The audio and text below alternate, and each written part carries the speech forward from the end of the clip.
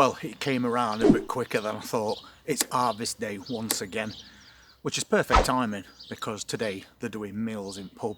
So I'm going to cut quite a lot of it this time because I've got some new plants that I want to put in so we can create a mixture of different types of lettuce. So rather than do the cut and come again, where we just take leaves and let it grow on, I'm just going to cut the whole thing because we have got quite a lot. Probably planted more than we actually need.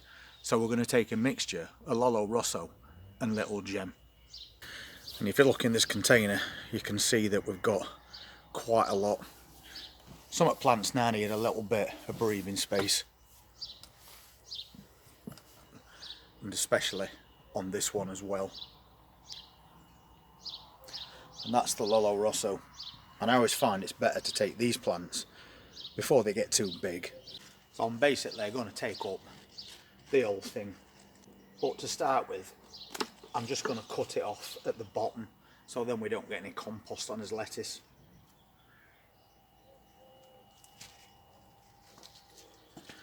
And for a start, that's a pretty nice head of lettuce. And I'm going to take this entire row today. We've got plenty on go.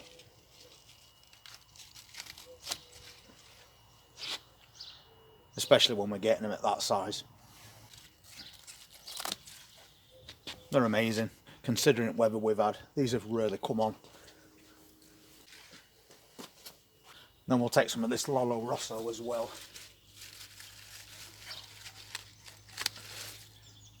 Exactly the same, just cutting the whole thing.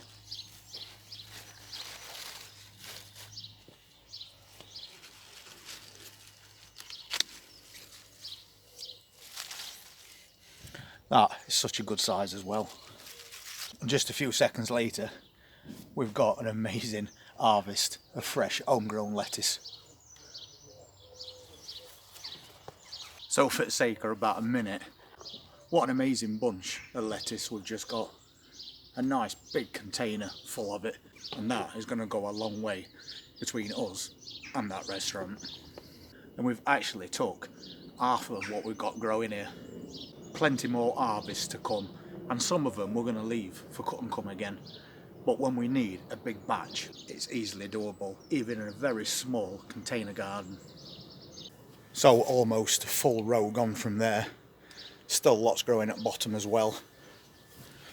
One Lolo Rosso left in this container, but still another full row of Little Gems at the back. And something else that's worth looking at is this spinach. We're now starting to get leaves on that as well. So in a week or so we'll be harvesting fresh homegrown spinach as well. And the same for this. One of the reasons why I'm starting to clear out salads from various areas in these beds is that I've got these. That's another variety of salad called green oak leaf, and it's a really nice tasting salad leaf. So now we've took those out, we can replace it with something different. And these grow really well. So at some point today we'll get all these plants in and we'll start a brand new row or a different variety of fresh homegrown salad.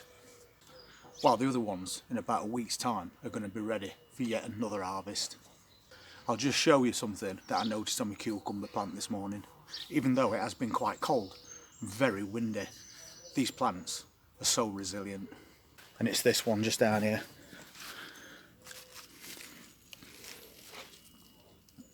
We've got a really good sized cucumber on this plant now. That's brilliant. Considering these plants are outside as well, and we've got a couple on go there. So not be too long before we're getting a bit of cucumber to go with all that salad. And on this tumbling tom, that solitary tomato made it through that storm. And if you look now, you can see it's just a bit bigger than a pea.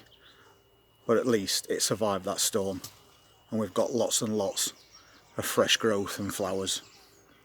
And in this strawberry planter we've got a ripe strawberry, but better than that we've got another one, haven't we, and another. So that's brilliant news. And we've also got some germination on its carrot container now. These are the ones that were separated And I think Martin were right, we probably should have put these a bit farther apart. But the main thing is, they've virtually all germinated. So on his way to getting some more carrots. Not to mention lots and lots of blueberries. Look how many is on this plant. Absolutely loads. Although I'm quite pleased with what I've harvested already, I've not quite finished yet. There's just one more thing that I want to do. And that's these. These are as container spring onions, and we're growing them in a little caravan wash bowl. But look how well they've come on. And we can leave these to harvest as bulbs, but we like to take the green tops because they're brilliant to chuck into stir fries and salads and sandwiches. We also mix them in with mashed potatoes and they're really good. So basically all I'm going to do is gather up a nice big bunch of these. I'm virtually going to cut a lot, but I'm leaving some of this growth as well. These onions smell amazing.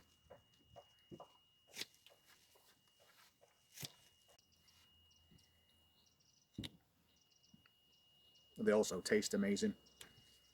So we've cut all those away and we've now got a really nice thick bunch of green onion tops. They'll keep in fridge for quite a while as well. And all this will then grow back so we can take another harvest as well. And I've done this a couple of times in past, and then I've left the bowl, it's regrown again and still gave us some little spring onion bulbs. So it's win-win when it comes to growing spring onions in tiny little caravan wash bowls like this. So we'll pop that back on that balcony and wait for his next harvest. But that is a good result. It's really good to see that in such a small area we're producing so much homegrown food, and it just keeps coming and coming.